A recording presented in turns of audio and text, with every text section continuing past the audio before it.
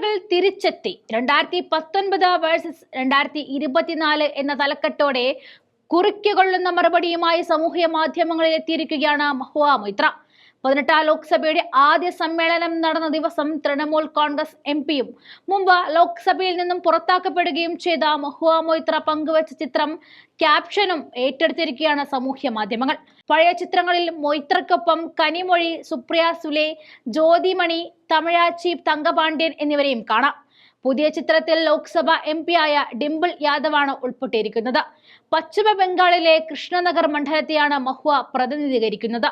ഇത്തവണ 74 വനിതകളാണ് പാർലമെന്റിലേക്ക് തെരഞ്ഞെടുക്കപ്പെട്ടത്. കഴിഞ്ഞ തവണ അത് 78 ആയിരുന്നു. പശ്ചിമ ബംഗാളിൽ നിന്നുമാണ് ഏറ്റവും കൂടുതൽ വനിതാ എംപിമാർ ലോക്സഭയിലുള്ളത്, 11 പേർ. 74 പേരും ഉറച്ച സ്ത്രീ ശബ്ദമാകുമ്പോൾ മഹുവയുടെ ലക്ഷ്യം BJP ആണ്. വോട്ടെണ്ണൽ തുടങ്ങിയപ്പോൾ മുതൽ മണ്ഡലത്തിൽ ലീഡ് നിലനിർത്തിയ മഹുവയുടെ വിജയം BJPയോടുള്ള മധുര പ്രതികാരമാണ്. BJPയുടെ കണ്ണിലെ കരടാണ് ബംഗാളിലെ തൃണമൂൽ കോൺഗ്രസ് നേതാവായ മഹുവ മൊയ്ത്ര. പാർലമെന്റിൽ നിന്ന് തന്നെ മഹുവയെ BJP പുറത്താക്കിയിരുന്നു.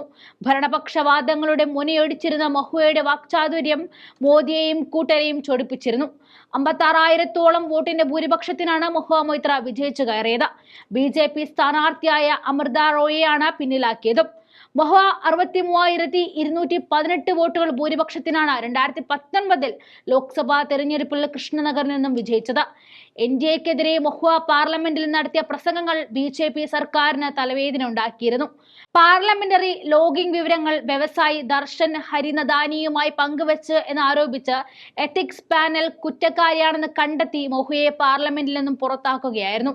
ചോദ്യത്തിന് കോഴ വിവാദവും സസ്പെൻഷനും എല്ലാം വലിയ രാഷ്ട്രീയ കോലാഹലങ്ങൾ ഉണ്ടാക്കിയെങ്കിലും മഹുവയെ അതൊന്നും ഉലച്ചിരുന്നില്ല. എന്ന് മാത്രമല്ല, അതിവേഗത്തിൽ അതിശക്തമായി തന്നെ തിരിച്ചു വരികയും ചെയ്തു. ഇനിയുള്ള ചുവടുകൾ BJP അല്പം സൂക്ഷിച്ചു വെക്കണം. കാരണം പാർലമെന്റിൽ നിങ്ങൾക്കെതിരെ പോരാടാനുള്ള പോരാളികൾ നിവർന്നു നിൽക്കുകയാണ്.